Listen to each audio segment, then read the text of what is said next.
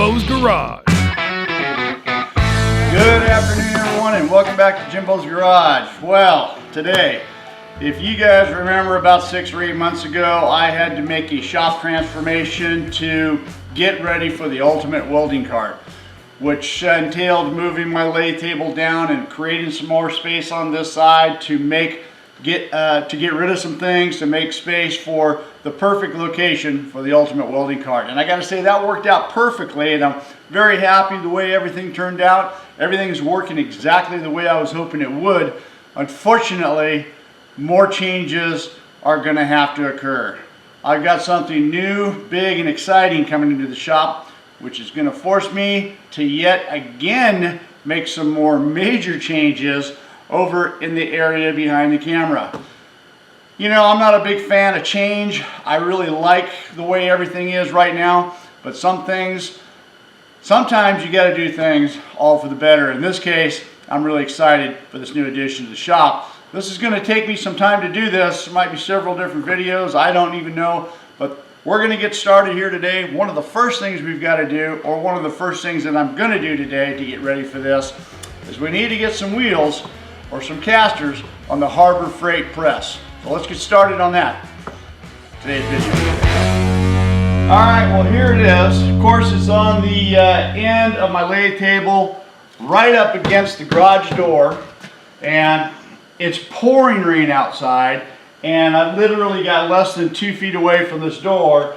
Of course, I choose today to do this, or right now to do this project, but that's the way it usually works for me.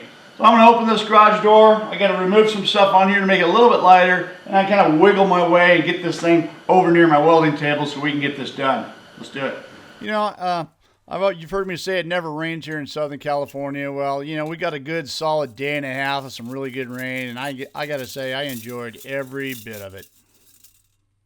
All right, well, here it is. This should be a fairly simple task right here, the way I see it anyway. You know, I picked up these casters at my local metal supply store. They were on sale for like $8 a piece. They're pretty heavy duty. They're swivel and they're locking, which I think is pretty cool. I think that's what I'm going to eventually need for this. And so I thought the way to do this looks like it's some 2-inch angle on the very bottom right here, and it's just held together with 4 bolts.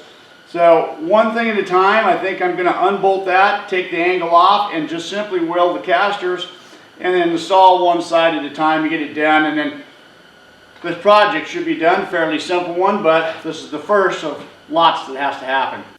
All right, you know, sometimes you think about things in your head, and you think everything is going to work perfectly smooth, but of course, nothing really ever does. At least for me, it doesn't. And even though this is sped up quite a bit, I struggled a little bit trying to get this piece of angle iron off, but ultimately, I got it off and was able to get it over to the welding table. Now, you know, one of the first things I did right here is take my angle grinder and take off the coating of, it could have been paint with some clear coat over the top of that. I got the casters and went along there and kind of grinded off a little bit of the zinc plate or whatever it is that's on there to just get down to the bare metal. The next thing I noticed is the angle iron, it's hard to see on the camera, but it's not square. So I just wanted to square this up a little bit and perhaps round the corners so it's not so sharp. Don't know if that's going to make a difference once the casters are on. But anyways, that's what I thought about. And so I took everything over the Burr King and just straightened things up and rounded the edges a little bit. Now, in terms of welding the casters on, it's not too much. I just got them lined up right there, centered up, and I'm just going to put a bead on either side right here and flip it over and do the same thing on the other side. These things aren't going anywhere, and that is number 1 done. Now, this time, I thought I got a little bit smart, laid this thing down to put this thing together because it was going to be a disaster if I tried to do it in the standing up position. I was able to get everything put back together, and you know, something occurred to me here. This is a 20-ton press, and the angle iron, I guess, is designed to sit on the ground to help you know, that downforce. I'm guessing, I don't know for sure. I just started thinking about this, and now that it's going to be up on casters, I'm just wondering if that is going to be a problem if you used it as a press. Now, I use it specifically as a brake, so it's not going to be a problem for me.